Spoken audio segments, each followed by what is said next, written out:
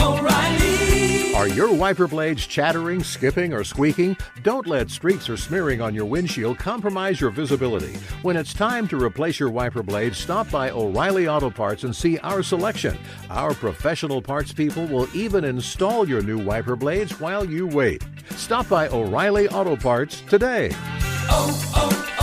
O'Reilly Auto Parts. You know what my favorite text is? A waypoint in the onX Hunt app to a goblin turkey. The list on the onX Hunt app features for chasing turkeys is long, but knowing exact public and private boundaries and land ownership details will help you find more places to hunt, whether that's on public or private. I'll be toting the Hunt app through the spring woods in a few states this year, and I recommend you do the same if you want more turkeys on your table.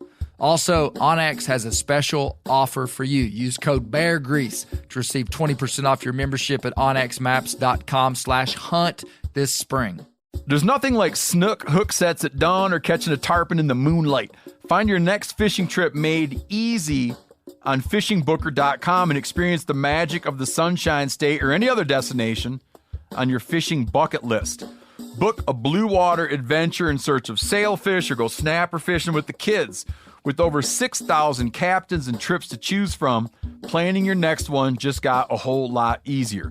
Download the Fishing Booker app on the Google Play or App Store or visit them online at fishingbooker.com to book your trip today.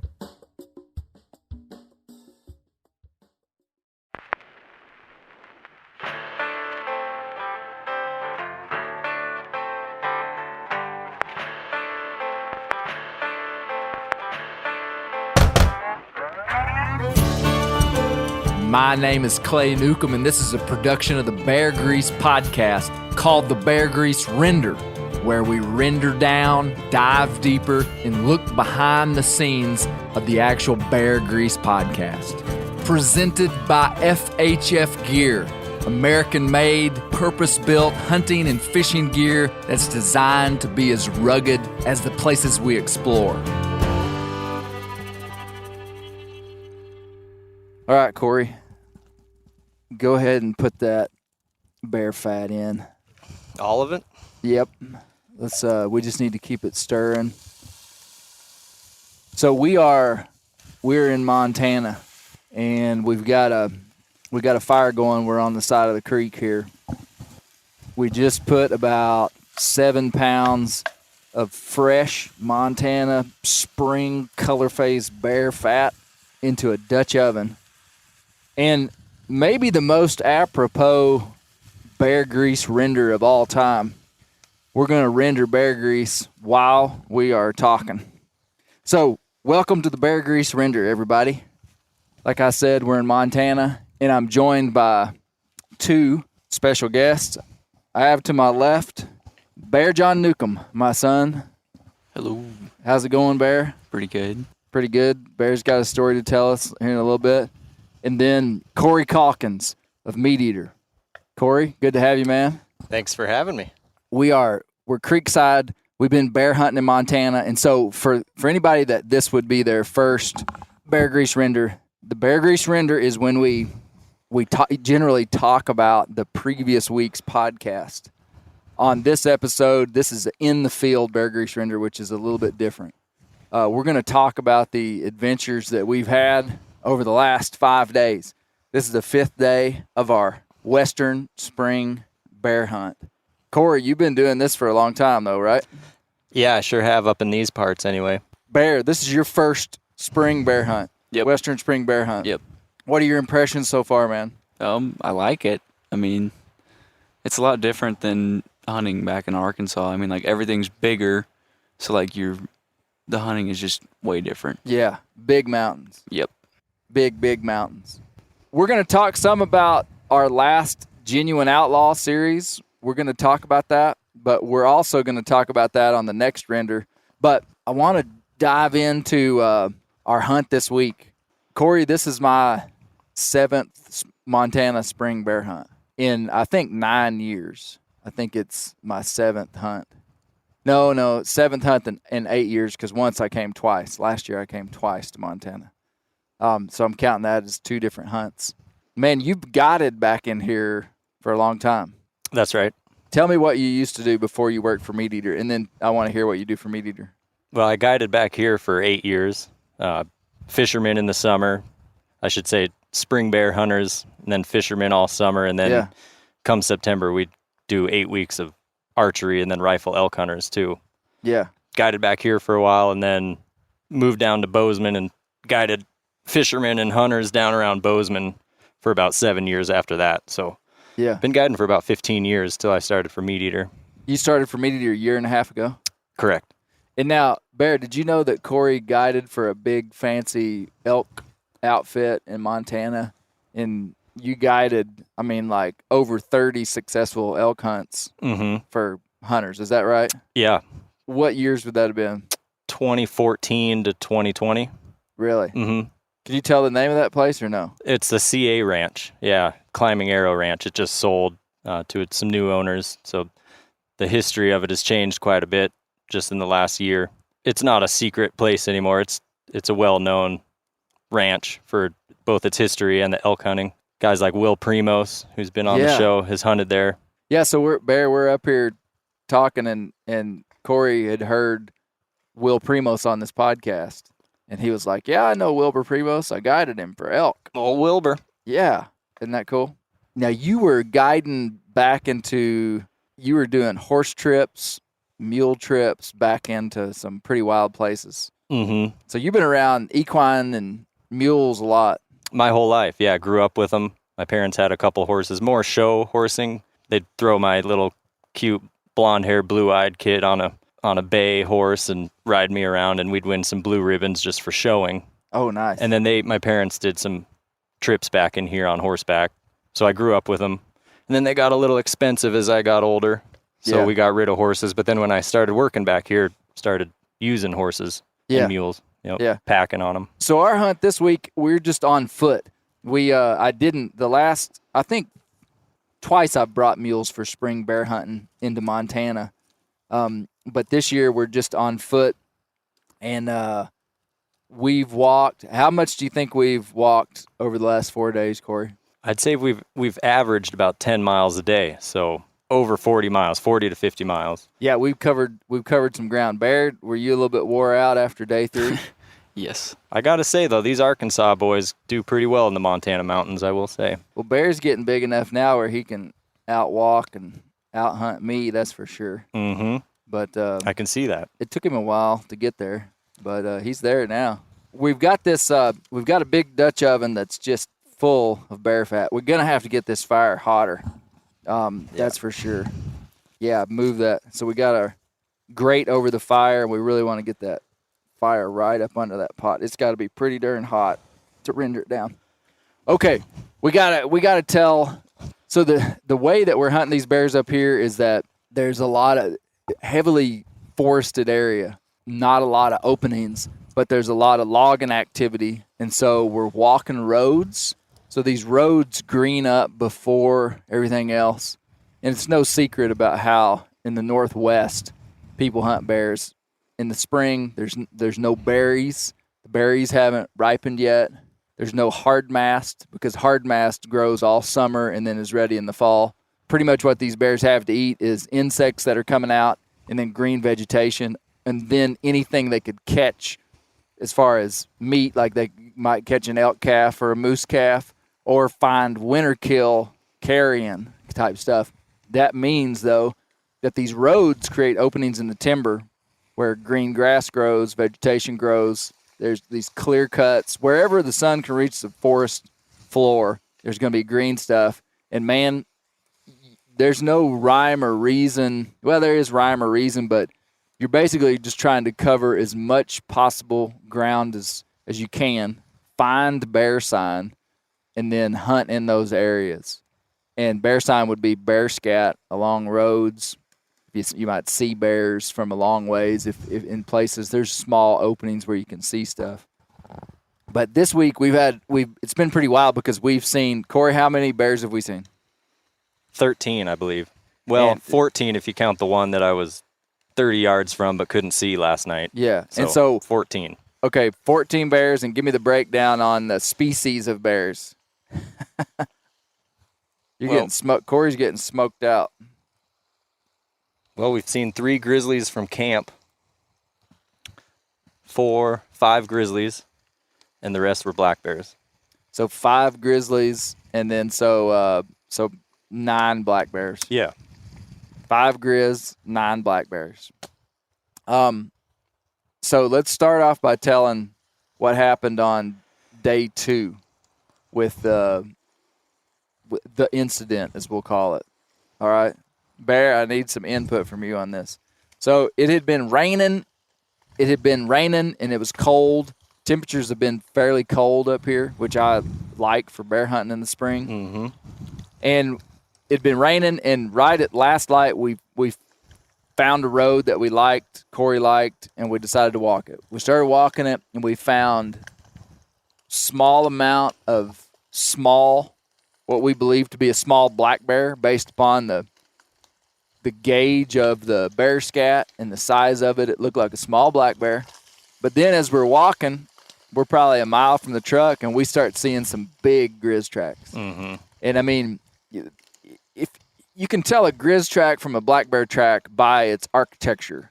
You know, a black bear, you're typically not going to be able to see the claws, and it's kind of rounder and just typically smaller. A grizz is going to be much bigger. You're going to be able to see the claws. And this track was just evidently grizz. Did you think so, Bear? Yeah. I mean, it's like twice as big as a black bear track. Yep. Yeah, I mean, I think we guessed it was about 7 inches wide. 7-inch pad, Mm-hmm. which, okay, when you're gauging bear tracks, and we tested this theory. I've done it 100 times, but we tested it again. Pretty much the width of the bear track, add 1 inch to it, and that typically gives you the square of the bear. So if it's a 4-inch track, you go 4 plus 1 equals 5, and so that means it's a 5-foot square bear. So if you have a 7-inch track, that's typically an 8-foot bear. It doesn't always play out just like that, but it's gets you in the ballpark. And the square of a bear, my goodness, we're just digging ourselves a hole of having to explain stuff.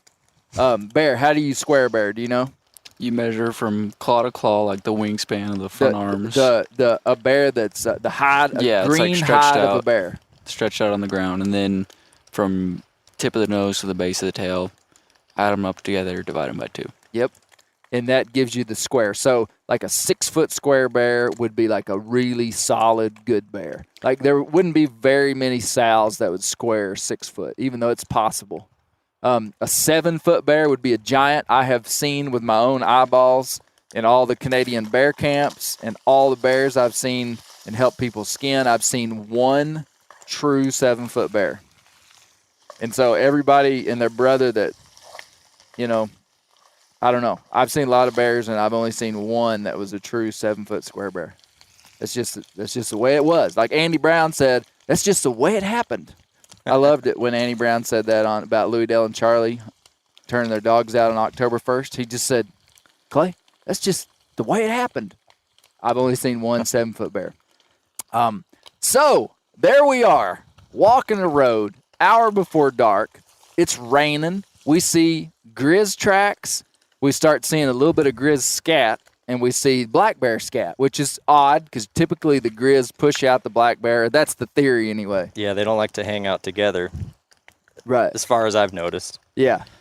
Yeah. And we get to the end of this road, and we're sitting there trying to decide what to do, and Bear Newcomb hears a stick pop way out in the woods, probably 75 yards away, and he says, hey, did y'all hear that? We stop, and sure enough, pop. We hear another stick pop, and Cory says that's for sure an animal. You know, when you hear a twig snap, you know, maybe a log fell or, you know, just something. A squirrel drop a pine cone or something. You know, you never know. And it was 2 distinct crack, and then 20 seconds later, crack. Mm-hmm. And we're like, there's an animal there. And then we keep listening, and we're keyed up on it now, and we hear it scratching, kind of, what was it doing, like digging or something? It sounded like a dig. Something with claws was scratching or digging. Yeah. Yeah, so it was right away with all the bear sign thinking bear. So Cory goes, that's for sure a bear. but it's in such thick timber, we don't know, we can't see it.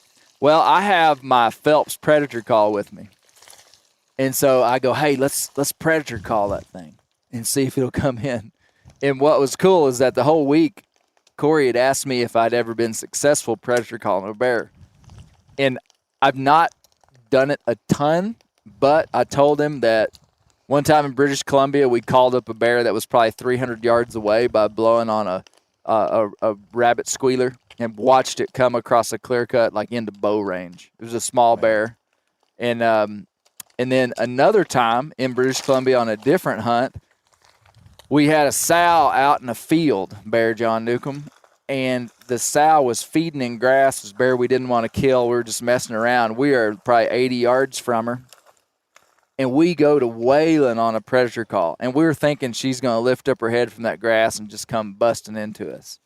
She literally didn't even lift her head, and I'm not exaggerating. She didn't even acknowledge us, and we're, I mean, just wailing on this thing. It, like, didn't affect her at all. And then one time in Washington, we probably made 5 or 6 sets of blowing a predator call for bear. So, mixed success. Mm-hmm. Well, I get about 5 yards behind bear and kind of tuck him up by a little spruce. Cory gets up on a bank behind some trees. We got 2 guns. We're in Grizz country. And so I pull out my bear spray, take the safety off, and have bear spray because we're in a tight quarters. You can see like 10 yards any direction. Yeah, and we got a bear out here, and we're about to blow on a predator call. Sounds like a good idea. Man, that fat's looking good. Holy cow. Yeah, it is. Listen Look to at this. That. Oh, my lands. Wow. It's looking really good. So, bear's ready. Cory's ready. We got 2 guns and bear spray. And I start, probably 20 seconds. I make eye contact with Cory, and I can tell he's watching a bear. And what happened?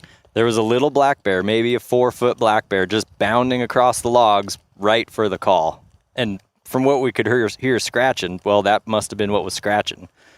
20 seconds of calling, that bear was on us in 10 seconds. Yeah. And bounded to the edge of the little opening we had, and then just hit.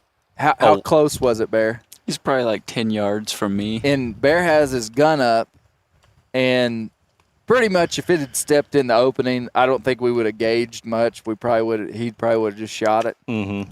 Yep. And so you got your gun up. Bear's come running in, and now what did you tell me after that? You said it's kind of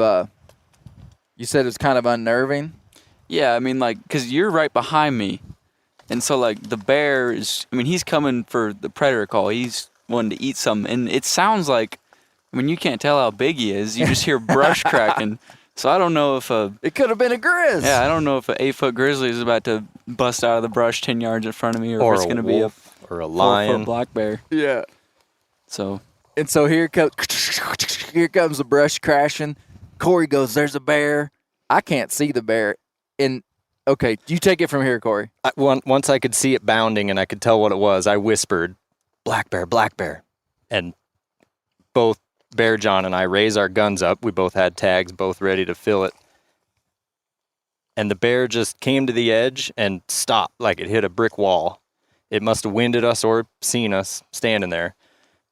Came to that brick wall, stopped, and just turned and bounded the same speed away as it did coming in.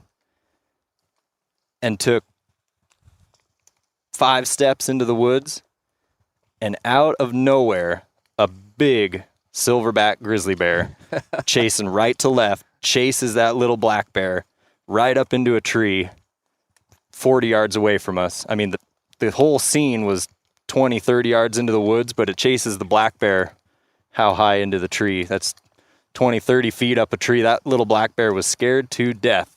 And so were we. So this little black bear comes bounding, and I whisper, "Black bear, black bear, black bear."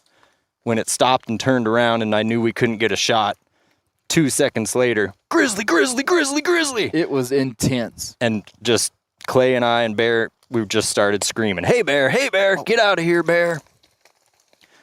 It went from, all right, we're going to get a shot here, to we need to protect our lives. It felt like, I mean, the way it was running across the woods like that. Whew. And it was the wildest thing because you always feel like if there's black bear around, there's not a grizz around. And it is an incredible mystery why this grizz and that black bear were within, no way they couldn't have been more than 100 yards apart. Yeah. Because we didn't call for 30 seconds. The woods are that thick, though. They could easily be coming down parallel to each other. Right. Without knowing each other. It was wet. There was no wind. The scent kind of stays around you. It's possible they didn't know each other were there. And so, Cory just said it, but basically this bear comes running in. We're about to shoot it. Cory says, black bear, black bear. So we're just like about to shoot. The bear's thinking about it. And then he goes, grizz, grizz, grizz. And at that point, Bear clicks the safety off his gun. I start yelling, hey bear, hey bear, hey bear, hey bear, and kind of step out where I can see good. And the black bear shoots 30 feet up a tree, probably 50 yards from us. And I look out and I see the grizz turn and just make eye contact with me out there at I felt like it was a bow shot away, 40 yards. Those beady little eyes just looking through the dark timber at you. I can only imagine. It was such a wild scene because there's this grizz standing there, and there's a black bear in the tree right above it, and Bear's trying to shoot the black bear. Bear's like, should I shoot it? Should I shoot it? And I absolutely would have let him shoot it, but I was thinking, is this smart to shoot a black bear? Because we're going to have to skin this black bear back here. That was my thought. While we know for a fact that there's a grizz right there. The black bear would have landed on the grizzly bear. Literally. Yeah. And so Bear has his gun up and he's saying, Dad, I got my crosshairs on that black bear. You wanted to shoot it bad, didn't you? Yep. And then, but we're yelling at the grizzly bear. So we're, hey bear, hey bear, hey bear. And so the black bear is flipping out. He ran up the tree because a grizz chased him up the tree. And now there's 3 humans yelling at him. And so, I mean, just no sooner than all this happened, we've been talking about this for 10 minutes. This happened in the span of 25 seconds. Absolute probably. Chaos. And anyway, the bear's coming down the tree, and the bear gets halfway down the tree and stops, and Bear says again, Dad, I can shoot. And I go, whoa, wait. I don't know. I just wasn't sure enough, And if you're not 100%, don't do it. And we weren't. It was just too much chaos to know what to do. Yeah. I think we made the right decision. That was day 2. So we weren't, if it was day 5 maybe, but yeah. Day 2, just take your time, and we weren't 100% sure. So that was a wild experience. Now, Cory, guiding one time you had to shoot at, to scare a grizz. Tell me that story. Yeah, I had an archery hunter that I was guiding, and we parked our horses and walked up this ridge, got onto a little bench, and similar thing, heard an animal cracking in the woods, but we're elk hunting, so assuming it was an elk. I mean, that was what we were after, and very elk heavy zone. Mm-hmm. And we got set up without even calling or anything, without seeing anything. We just got set up to try and call this, whatever it was, in, hoping it was a lone bull elk or something. It's September 10th. Right. And I set my client up behind a bush, 10-foot bush, big alder bush, and I backed up about 50 yards and gave one little cow-calf squeal, and whatever it was walking towards us. You could just hear it, a couple cracks here. Like, it kind of sounded like a hoof. I was just thinking, okay, here we go. Here's an elk coming in. Client was hoping for a big bull, but I was assuming he was going to shoot anything. Like maybe it's just a cow coming in to the calf call, whatever. 20 seconds later, a giant grizzly bear stands over the top of this bush. Now, that bush might have been 9 feet tall. I might be over-exaggerating, maybe 8 feet tall, but that bear stood a foot over the top of that bush. Wow. Now, Montana grizzly bears, don't get that big, but in the moment, it was a giant. That bear stands up on 2 legs and is looking for whatever's making that noise. Now, that bear's on the other side of the bush for my hunter. Now, my hunter's on, I think, a knee or 2 knees, waiting for an elk to step out from either side. Right, He has yeah. no idea. This bush is so thick that he has no idea that there's a bear standing 5 yards on the other side of the bush over the top, and it's looking around. And when I see that the bear, Yeah. I pull out my .44 revolver and fire it off in the air and just start screaming. And the bear gets down, like it turned on 2 feet, took off and went up the hill, but not out of sight, just up and stopped. Like it scared it, but it didn't leave.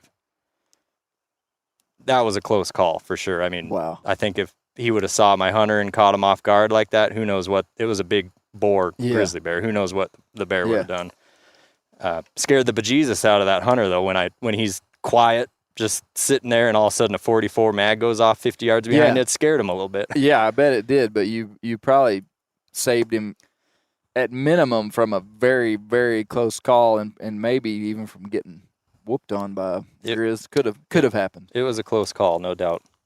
We were talking earlier about black bears and grizzly, and the grizzlies are typically the ones that you hear about being dangerous, and certainly I would say that that's true. I mean, they are the ones that are dangerous. But you were telling me a story just randomly this morning about a black bear that attacked a guy. Tell me that story, Cory. Well, gosh. Cory's got some good stories. When you spend 8 years guiding, you have a lot of good stories. Yeah. We were floating our rafts down the river that I was guiding on, and there was a single gentleman just on the riverbank. I couldn't tell if he was tying a shoe or tying a fly on the end of his fly line. But he was just sitting there up against a big boulder. And as we come up to him, we're saying, "Hey, how's it going? How long you going to be out here? You camping? You're way or what are back you in doing?" the woods. I mean, you're way away from civilization. Yeah, we're pretty far in there. And chit-chatting. But as the boat goes around this rock and this gentleman, as we're floating downstream by him, I see a little black bear, 5.5, maybe 6 foot black bear, sniffing that rock. Like he can smell something funny. And I go, black bear, like, "Sir, get up. There's something sniffing right behind you." And he gets up, and the bear scurries off, runs up into the woods. Didn't think much about it. It's just another bear, a little too close to a human, but it freaked him out for sure. Come to hear, a week later, that gentleman got drug out of his tent by a black bear. Wow. Whether he had a Snickers bar in his tent or his toothpaste or whatever, that bear. Now, don't know if it was the same black bear or not, but that person got drug out of his tent and got beat up pretty bad. If I remember right, Life Flight had to fly in and pick him up and get him out. That was a black bear. Mm-hmm. And when you told me that story, I mean, it makes sense to me that it was, I mean, it had to have been the same bear. I mean, if it was that curious, I mean, it's possible. Yeah. That's wild. It's very ironic, regardless. Well, what we were talking about was what's more dangerous, a black bear or a grizz. And I mean, the obvious answer is a grizzly, but there are definitely more grizzly fatalities. But there are quite a few black bear attacks. But black bears are in a much larger geographic area. I mean, exponentially larger than where grizz are. So it's not really comparing apples to apples, But Bear, what's the closest bear encounter you've had? Probably that. The one we just had? Yeah. Have you ever been bear baiting with me when we've had bears get? I mean, I remember one time whenever I was probably like 10, we were going in on a bait, and there was already a bear there. Mm-hmm. And I actually remember twice that happened, and once where we were baiting, and there was kind of a bear just like probably 50 yards away from us. Just kind of circling. Yeah, in Oklahoma. Do you remember the one time we had a bear? You were just a little boy, and there was a little bear at a bait, and I kind of halfway remember saying, "Hey, bear, see if you can see how close you can get to that bear." And you started stalking him. I mean, you were just a little kid, and you kind of got a little ways away from me, and all of a sudden I was like, "This is a really bad idea," and I called you back, and then I went in and stalked up pretty close. It was when we first started baiting bears pretty hard. Was it when you were guiding? Yeah. Yeah, I think I kind of remember that. Yeah, I sent you in, and it was such a small bear. I was like, it was just kind of funny. Uh-huh. And then the bear wasn't afraid, and then I moved in and got about 5 yards from it, and then I remember having the initial thought, first time I ever thought of that. That's like a 125-pound raccoon. And I have incredible respect for a raccoon. And I was like, oh, I get it now. There was a time when I was like, I remember having a philosophy at one time in my life, Cory, that a 150-pound tough man ought to be able to combat a 150-pound bear. I was like, bear muscle is muscle. So if it's a 150-pound bear, other than he's got claws and teeth, you should be good. And then I've recanted that since. I think bear muscle is more legit than human muscle. Now I realize how stupid that was.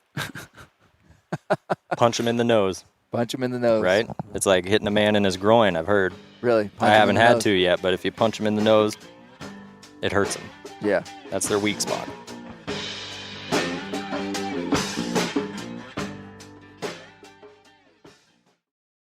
O'Reilly Auto Parts are in the business of keeping your car on the road. O'Reilly Auto Parts offer friendly, helpful service and the parts knowledge you need for all your maintenance and repairs. I don't know if you stopped in at an O'Reilly lately, but I use one because we have one right not too far from my house. People there are super helpful. I don't care if I'm getting boat batteries, car parts, whatever. Love those guys. They got thousands of parts and accessories in stock, either in-store or online, so you don't have to worry if you're in a jam. The team at O'Reilly Auto Parts can test your battery for free, in or out of your car. If it needs to be replaced, they'll help you find just the right battery for your vehicle. If you need your windshield wipers replaced, a brake light fixed, quick service, they'll help you find the right part or point you to the nearest local repair shop for help. Whether you are a car aficionado or an auto novice, you will find the employees at O'Reilly Auto Parts to be knowledgeable, helpful, and best of all, friendly. The professional parts people at O'Reilly Auto Parts are your one-stop shop for all things do-it-yourself auto. You can find what you need in-store or online. Stop by O'Reilly Auto Parts today or visit us at O'ReillyAuto.com/MeatEater. That's O'ReillyAuto.com/MeatEater. Whitetail Institute launched the food plot revolution in 1988 with a concentration on research and real-world testing of forage products specifically for whitetail deer. Whitetail Institute's research and development team of agronomy experts provide effective, personalized service. I've been using Imperial whitetail clover for a long time in a food plot back behind my house. In 2007, I killed the biggest buck of my life over an Imperial whitetail clover small quarter-acre food plot. Imperial whitetail clover is the only clover scientifically developed through years of selective breeding. Clover extreme genetic stability provides extreme cold tolerance, disease, and drought tolerance. It really does. Clover is coated with Whitetail Institute's Rain Bond, a polymer coating added for enhanced seedling survivability. They have an exclusive offer for Bear Grease listeners, 15% off Imperial Clover when you use the code BEAR at whitetailinstitute.com. That's whitetailinstitute.com and use code BEAR for 15% off. Ready to win Mother's Day and cement your reputation as the best gift giver in the family? Give the moms in your life an Aura digital picture frame preloaded with decades of family photos. She'll love looking back on these memories and seeing what you're up to today. Even better, with unlimited storage and an easy-to-use app, you can keep updating mom's frame with new photos, so it's the gift that keeps on giving. And this is not a joke. Juju Newcomb has an Aura frame, and we share photos, and they're incredible. Also, my mother-in-law has one. We have them. They truly are really good, really high quality. The Aura frame is easy to set up. It takes just 2 minutes to set up a frame using the Aura app. It also adjusts the display depending on light levels in the room to maintain the true color of your photos. For real, the digital screen is amazing. Right now, Aura has a great deal for Mother's Day. Listeners can save on the perfect gift by visiting auraframes.com to get $30 off plus free shipping on their best-selling frame when you use code BEAR, B-E-A-R, BEAR. That's auraframes.com. Use code BEAR at checkout to save. Terms and conditions apply. Well, okay, so that was the exciting part of day 2. The exciting part of day 3 was we decided to walk back into an area that was just kind of walk-in only, and we we left the truck around 1 o'clock. Would you say, guys? 1 o'clock we leave the truck. Yeah, pretty early in the And afternoon. we start finding quite a bit of grizz sign. And grizz sign is just going to be like huge piles of bear scat that are just way bigger than a black bear would have. It's usually pretty obvious. It's like the size of a horse. Yeah. Horse scat. Yeah. And so we started seeing some grizz sign.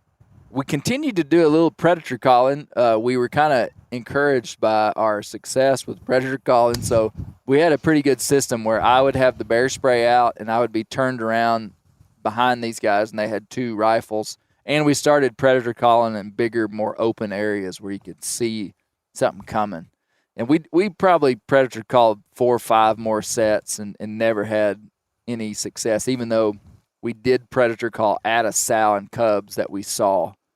And they moved towards us slightly, but they wouldn't commit to coming in. We could see them a long ways off. So on this day, I'm getting ahead of myself, but we would later in the day see a sow with cubs. Black bear. Predator call at them. The sow just got real nervous and got pacing around, and she'd trot 40 yards closer to us and then stop, and the cubs would run up to her, and then she'd kind of run back, and you could tell she was just kind of confused, and she was out there about 200 yards from us and never would commit. But and we just wanted to see what she would do. But prior to that, we started seeing some bear scat in the road. And then what happened, Bear? We come around a corner and we look up, and what do we see? It's like a almost completely blonde. Hold on. You're missing one. The grizz. Oh. I don't want you to cut to the chase yet. Before we saw the sow and 2 cubs. We've seen a lot of bears this week. Yeah. We saw a grizzly bear probably 80, 90 yards away. Yeah. We kind of come up over a little rise. There's a grizzly 80, 90 yards away, just in the wide open. Mm-hmm. And we watch it for a little while, and finally it kind of moves off, and we let it. After we watched it for a minute, we kind of let it know that we were there, just kind of made our presence known, just kind of waved our hands a little bit. Yeah, it didn't take much. She saw us, took off. And that's when we hunted on up, saw the black bear sow and cubs, and then we split up for the first time in the hunt. Cory kept going down a road, and Bear and I dropped off the mountain to a lower road that we'd found on Onyx. We knew there was a road right below us, and we'd been split up. It took us probably 30 minutes, 45 minutes at most to get down to the road, and we're making our way back to the truck, and now it's about 7 o'clock. And Bear and I are coming down this road, Cory, just beautiful green grass, which is perfect, and it was in a cut. So both sides of the road had, for whatever reason, had been cut by the Forest Service, so there was just like big openings, which is great. And around the big openings was big, dark timber. And, it's getting the last 2 hours of daylight, just prime time. And you're just slipping along, just trying to see a bear before it sees you. And you're thinking it's going to be 150 yards away or 90, 100 yards away. Bear and I are just moving down through there slow. And Bear, was I pumped about that? I mean, yes. Was I like, what did I say? You were saying that this is where we're going to kill a bear. Yeah. Yep. Now, I say that like every day we go hunting. But this one was like, this one I was a little amped up more than usual, right? Yep. Could you tell? Yes. So we're walking down this road, and this is Bear's first spring bear hunt. So I'm trying to just tell him how good this scenario is that we found ourselves in. And yeah, man, the bear fat is looking incredible. Liquid gold here, So folks. what we've done is we've we're gonna get back to the hunt. We gotta talk about this for a minute. We've pulled the heat off of this fat, and there's still what I would call the cracklings. Did you just eat one? Mm-hmm. It's pretty hot. Good. Tastes like chicken. Tastes like chicken. Yeah, it's hot, but it's good. Yeah. It's like a pork rind. I would say the oil is light, like kind of amber colored, and the cracklings, we'll get a little bit more liquid oil out of that. The finer that you can cut your bear fat, put it on low heat. The finer that you can cut it, the more yield of liquid bear grease, bear oil you'll get from it. All we did was we cubed up about 5 to 7 pounds of bear fat, put it in the Dutch oven, and put good heat on it. And Cory's been stirring it this whole time. And so it's now probably 80% liquid, 20% solid. And the little cracklings eventually get down to where they won't render out into liquid oil anymore. The best way, though, to do it, to get the most yield of liquid oil and bear grease, is to grind it. But in this scenario, we had to just dice it up into like 1-inch cubes and then just keep it stirring, keep it on good heat.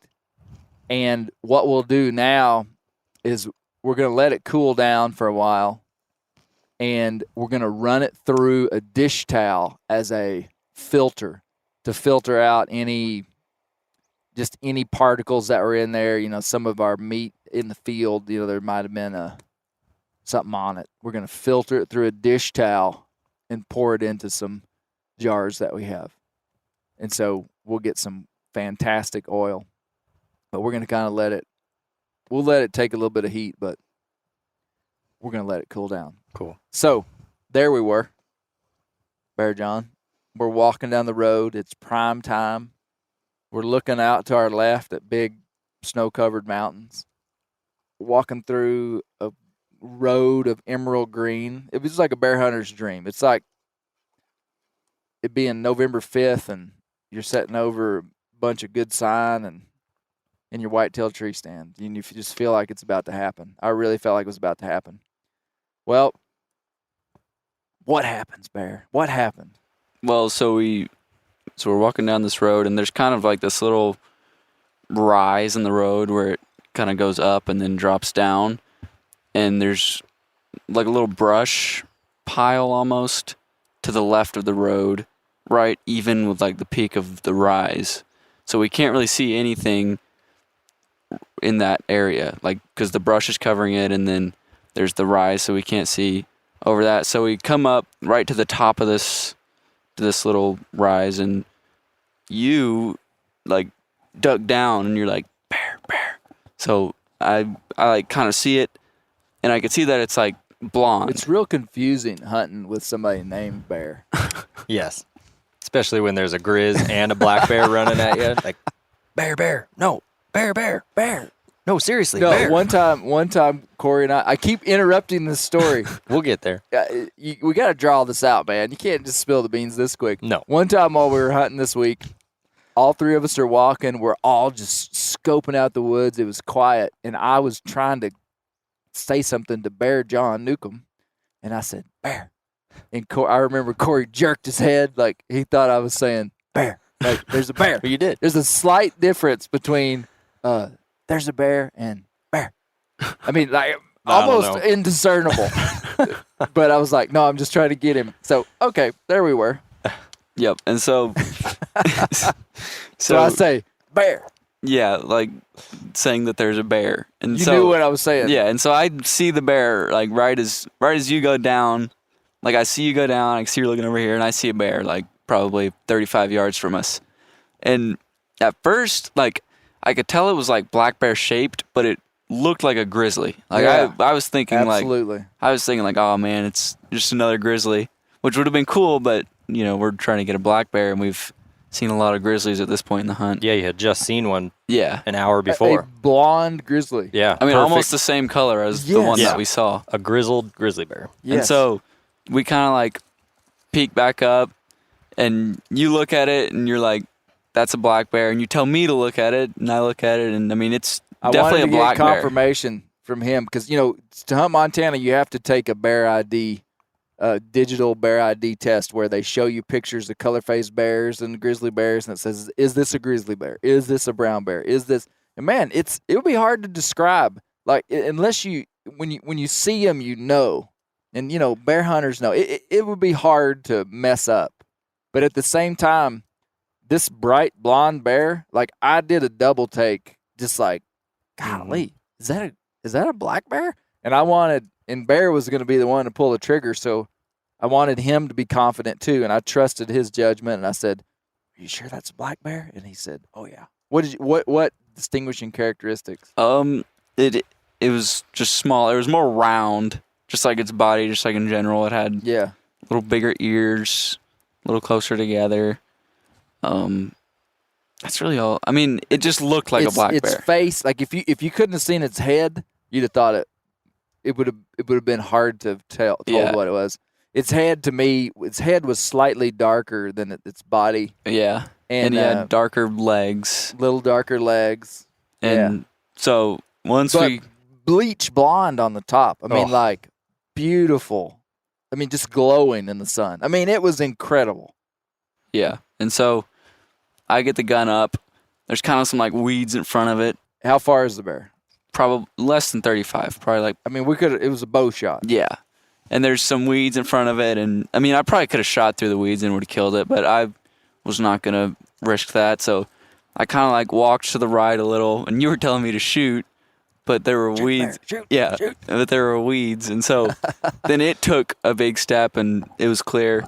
So just free-handed. Yep. Just free-handed, So, that close. Yep, shot it, jumped up, probably ran 15 yards and died right next to this little brush pile. And, yeah, we walked over to it. And it had a big, like, diamond crest on it. Like, it was, like, the shape of a diamond, like a white crest, but there was nothing in the middle, so it was just like... So it was the color phase blondish brown in the middle. Yeah. Yep. And for real, I'm not just saying this. It's the prettiest black bear I have ever seen. Me too. I was shocked. I mean, when we walked up to it, and we knew what color it was because we saw it when we shot it. But then I walked up to it, and Bear picks up that front leg, and it's got this, not just a small diamond, not like a 6-inch diamond. I'm talking like a 14-inch diamond that goes like way down in between his front legs and way up on his chest, just this big white spot. You'll see it on my Instagram. I'll post on the Clay Newcomb Instagram a picture of the bear. I mean, just beautiful bear. I've never killed a blonde bear. I've killed multiple color phase bears, but chocolate, cinnamon-ish, but never cinnamish. Never a blonde bear. And then, okay, I'll say this. Typically, in the West, you can almost take this to the bank. Typically in the West, if you see a bright blonde black bear, usually it's a sow. I don't know why. I can't describe it, but usually the sows are the ones that are going to be super light, that bleach blonde color. So when I saw the bear, I actually thought it was probably a sow, but we looked it over and could see it so good, and it was kind of in the wide open. So, I mean, we knew if it was a sow, it didn't have cubs. And when we got up to it, I said, lift that thing's legs up. And sure enough, it was a boar. And it was a good one, man. We squared it out back at camp, and it was 6'3" wingspan. Yep. And then 5'8" nose to tail. Yep. So it ended up squaring just under 6 foot. So if you divided those two numbers, it ended up squaring 5'10.5" is what we decided. That's a Western bear hunter's dream bear right there. It really is. For up here, that's a great, I mean, if it had been a solid black bear, we'd have been thrilled Sure. even at the size of it. Yeah. So the fact that it was a colored bear like that was just off the charts, man. Mm-hmm. Off the charts. It's a rare bear. And we thought that, like, whenever I asked you, like, what you think it would square, at first, like, when we just first walked up to it, you said, like, it'll probably be, like, a little bit above 5 foot. Yep. Once we started dragging it out, started skinning it, you said, like, maybe 5.5. And then once we had it, like, stretched out in the back of the truck, then it just, like, seemed like it just got bigger and bigger. Usually they get smaller. Mm-hmm. Well, yeah, so Bear and I decided, so we're now in Grizz Country Deluxe, and we've got a bear on the ground. And so we knew we needed to work quick, and it kind of was in it fell in a little bit of a brushy spot. So I said, hey, let's drag this thing into that wide open right out there where we'll skin it. And so he and I start dragging the thing, and it was all we wanted to drag. And that's when I thought, man, this dude may be bigger, a little bit bigger than I think, you know. I would guess the bear weighed in the 200-pound range. Yeah. You know, and for a Western bear, that's a fantastic bear. That's a dandy. I've weighed a lot of bears, Cory, and man, I could make jokes all day. I've written articles about it, about how typically people are at least 30% off on their estimation of weight. If somebody says it's 200, it's probably 30% off of that. That's just my assessment of watching the world. Rarely is anybody under that. And honestly, the bear was, I'd say, from 180 to 200. Now counting the 30%, I'm hoping that's not 30% off. But well, those packs were sure heavy with all the meat, the hide, and the head. Yeah, you guys were coming out heavy. So Cory had separated from us, and so we go to breaking down the bear immediately. I mean, we take a few cell phone pics, and we know it's getting dark, and we're 4 miles from the truck. 4 miles from the truck, and all of a sudden I'm thinking, you know, we got to be watching for grizz. So I pull out my bear spray, keep the lid off, the safety off. We go to skinning the bear, and we get it broke down in probably 45 minutes or so, and get it in our packs, and off we go to meet you and meet up with you. And anyway, incredible hunt. And since that time, Cory and I have hunted a little bit. Well, we've hunted a fair bit since that time, but hadn't killed one since. So it's gotten a little warm, so our time frame's a little bit narrower. It was wet and cold the first 3 days, and now it's been warm and dry. So it's been, in my opinion, a little harder to find them when it's warm and dry like it is. So we've done well this week.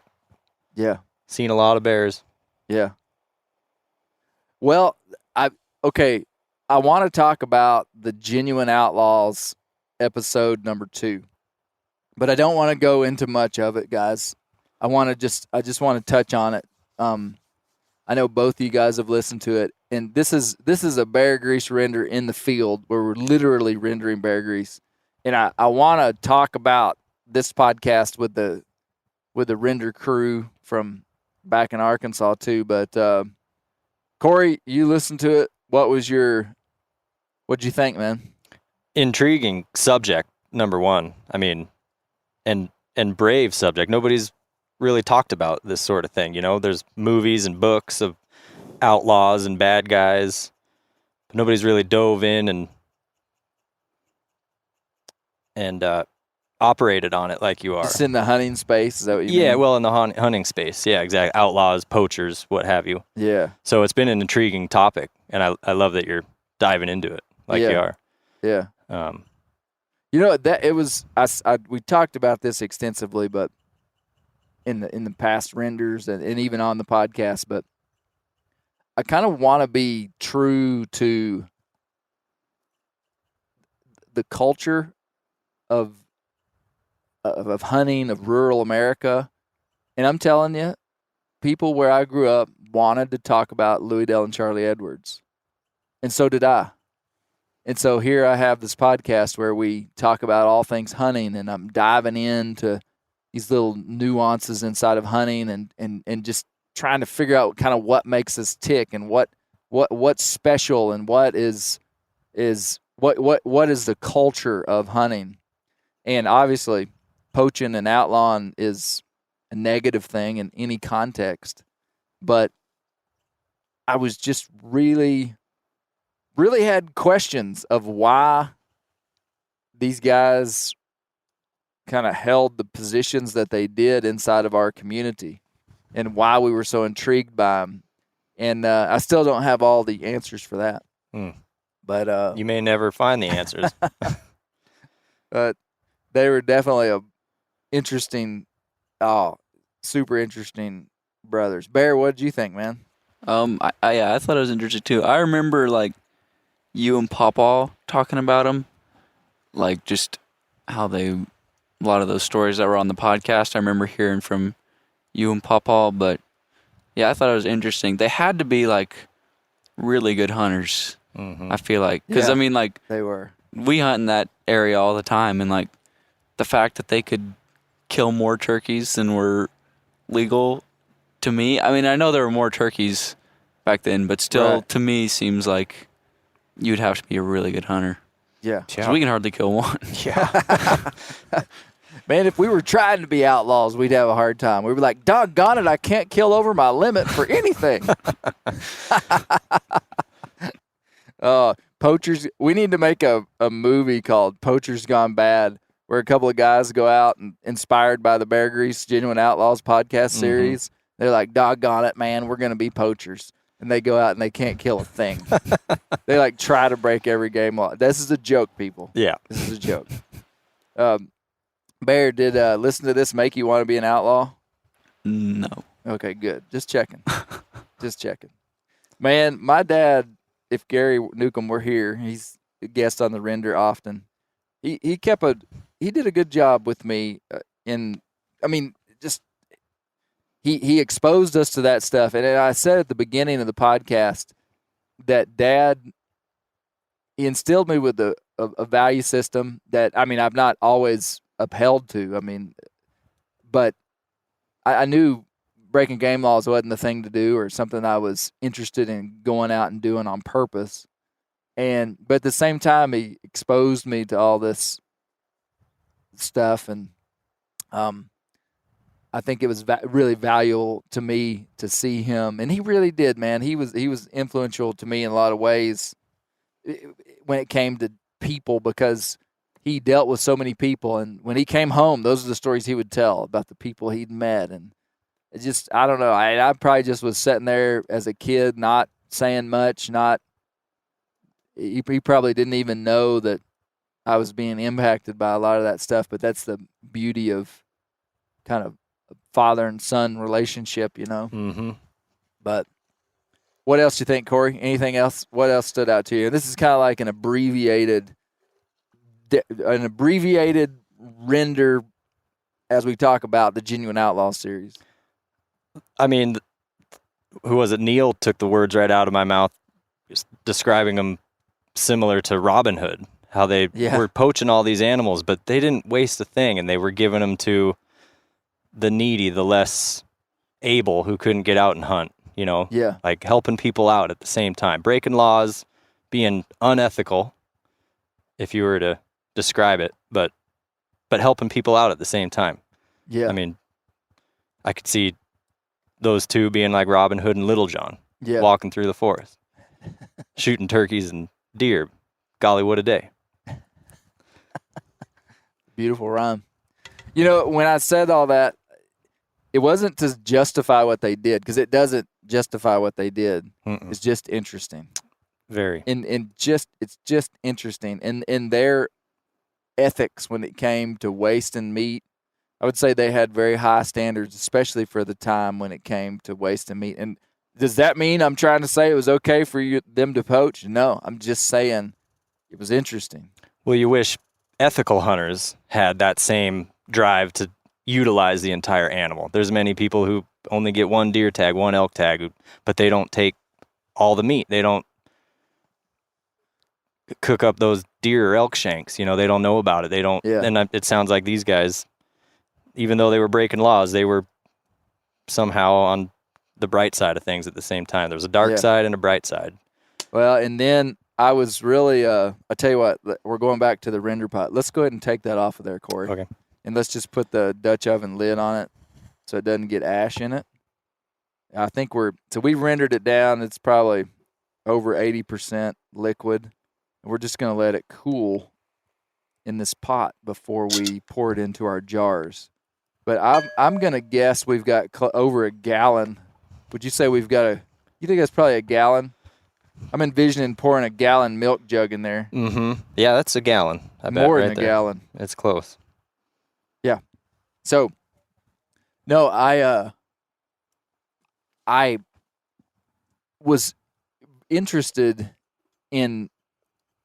I asked Stoney I said, hey, Stoney, do y'all have some deer heads from your uncle and dad? I envisioned them just having a barn just full of deer horns. And to be honest with you, I wasn't going to put that on the podcast. I wanted to go see them. I mean, these guys were deer hunters too. I mean, their whole life. I mean, like serious deer hunters. And Stoney says, "Oh no, they didn't keep any horns." Wow. And I was like, "What? Didn't keep any horns?" I mean, when you hear poacher, you think, "Oh, somebody that's wanting to shoot the biggest buck and brag on what a big buck he killed." Around here, people, anywhere, I guess, they shoot animals and you just see a decapitated critter because that's what they were after, was the trophy. Right. And does that make it right to poach? No. No. And then the one time that they turned somebody in, and that would have been funny. Like in our community, like if you would have heard Ludell and Charlie turned in somebody, the Game and Fish, I mean, people would have laughed at that, that these guys were turning someone in. But the one time they turned somebody in was when they found behind a deer camp, they found like 4 deer that just the back straps and horns had been taken. And they were like, nah, this isn't going to fly. They call it Game and Fish. Does that make it right, Bear? Nope. It just makes it what? Interesting. Yep. That's what it does. It's just interesting. And I always like it when I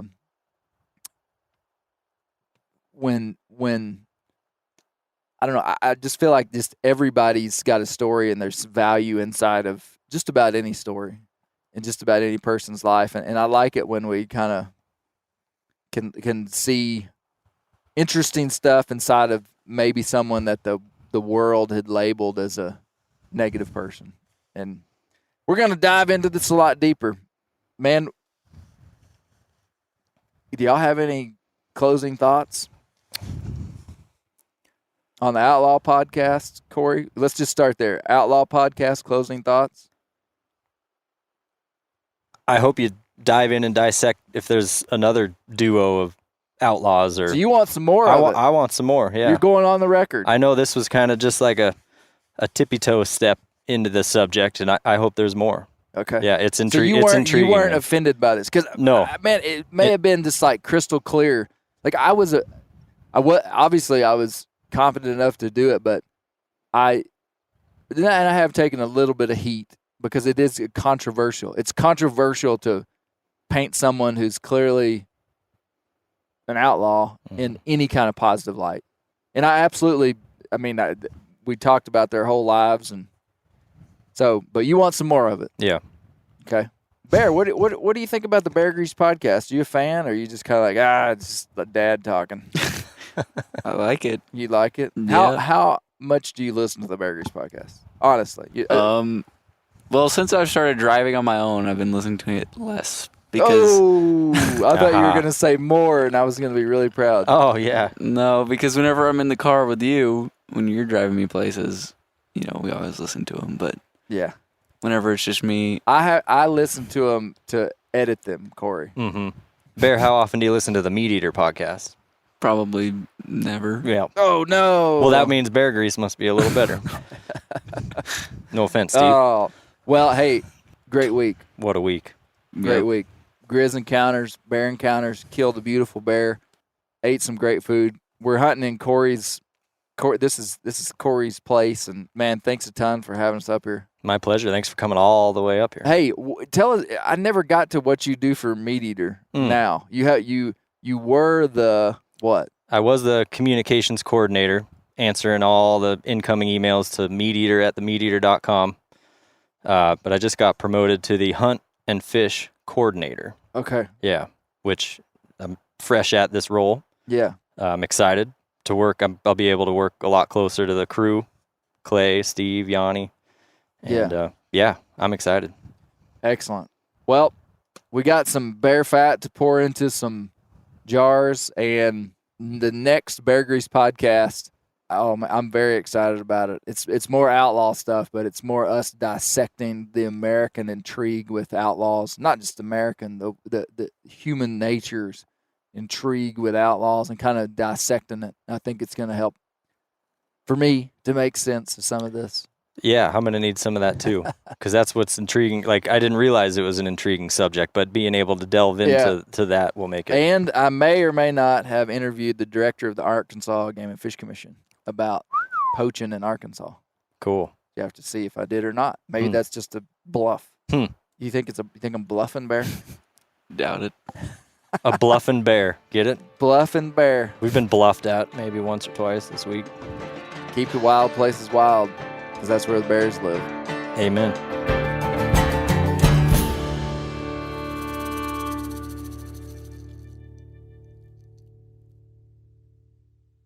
This show is sponsored in part by BetterHelp. Around New Year's, we get obsessed with how to change ourselves instead of just expanding on what we've already done right. Maybe you finally organized one part of your space and you want to tackle another. Or maybe you're taking your supplements every morning and now you actually want to eat breakfast. In the last year, I've been more diligent about going to the gym on a regimented schedule, and it's made a lot of difference in my life. Therapy helps you find your strengths so that you can ditch the extreme resolutions and make changes that really stick. Therapy is helpful for learning positive coping skills and how to set boundaries. It empowers you to be the best version of yourself. It isn't just for those who've experienced major trauma. If you're thinking about starting therapy, give BetterHelp a try. It's entirely online, designed to be convenient, flexible, and suited to your schedule. Just fill out a brief questionnaire to get matched with a licensed therapist and switch therapists at any time for no additional charge. Celebrate the progress you've already made. Visit BetterHelp.com/Grease today to get 10% off your first month. That's BetterHelp.com/Grease. I'm sure a lot of you guys remember the old ceremonial hunting tradition of eating the heart out of the first animal you kill. Meat from those organs are among the most nutrient-rich foods on the planet. You can get those same benefits your ancestors craved via convenient daily capsules from Heart and Soil. Find out more at heartandsoil.co. And remember, use code MeatEater for 10% off your purchase.